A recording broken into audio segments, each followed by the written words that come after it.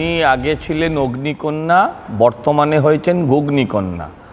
হ্যাঁ, মাকেও ছাড়িনি ঘুগনি বানাতে বলতে, পরের বার আবার বলেছে তখন বউকে বলেছে, মার বোধহয় রাজি হয়নি। ঠিকই বলেছেন, বাংলার মায়েদের বোনেদের, হ্যাঁ, শিক্ষিত বেকার মা বোনেদের এবার উনি বাস স্ট্যান্ডে আর ট্রেনের প্ল্যাটফর্মেই দাঁড় করাবেন, এছাড়া আর কোনো দাঁড়াবার জায়গা নেই। উনি ওখানেই দাঁড় করাতে চান, আমাদেরকে হিন্দুদেরকে ওখানেই দাঁড় করাতে চান। এটা নিয়ে কথা বলছি না। তৃণমূল আর দুর্নীতি সমার্থক শব্দ, মানে ওই চাল আর কাঁকড়, যেখান থেকে কাউকে আলাদা করা সম্ভব নয়। আপনাদের আলোচনা হচ্ছিল আনন্দপুর থেকে ওনার বাড়ি কত দূর। বাড়ি আনন্দপুরে ওটার পাশেও হতে পারে, তাতেও আমাদের কিছু যায় আসে না।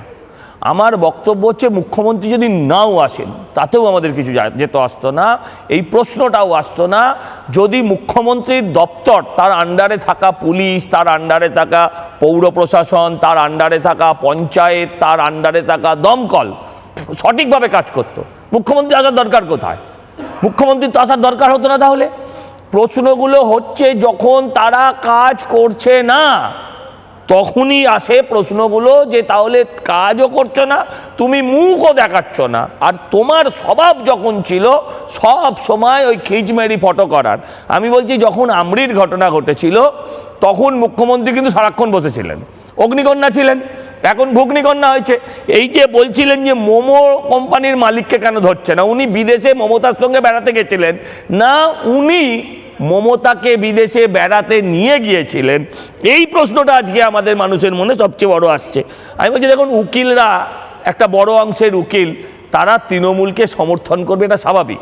আমি জানি না নীলাদ্রিদা ওই কেসগুলো পায় কিনা। যত দুর্নীতি তত মামলা, যত মামলা তত কামাই। এই যে ধরুন, পশ্চিমবঙ্গতে খুব রাগ হবে ওনার, যে পশ্চিমবঙ্গ থেকে মামলা লড়তে আসছে কপিল সিবাল, তারা এখানকার হাইকোর্টে দাঁড়াচ্ছে, নীলাদ্রিদাদের পেট মেরে দিচ্ছে। নীলাদ্রিদারা এর বিরুদ্ধে আন্দোলন করা উচিত। আমি বলছি যে দেখুন কোন জায়গায় গিয়ে দাঁড়িয়েছে, বলছে টুল আর টেবিল নিয়ে বসে পড়ো। আরে আপনি জানেন, টুল আর টেবিল নিয়ে বসলে তারপরেই আপনার পুলিশের হল্লা গাড়ি সেখানে এসে পৌঁছবে, এবং তারপর তাদের মাল দিতে হবে, তারপর পাড়ার কাউন্সিলরকে তোলা দিতে হবে।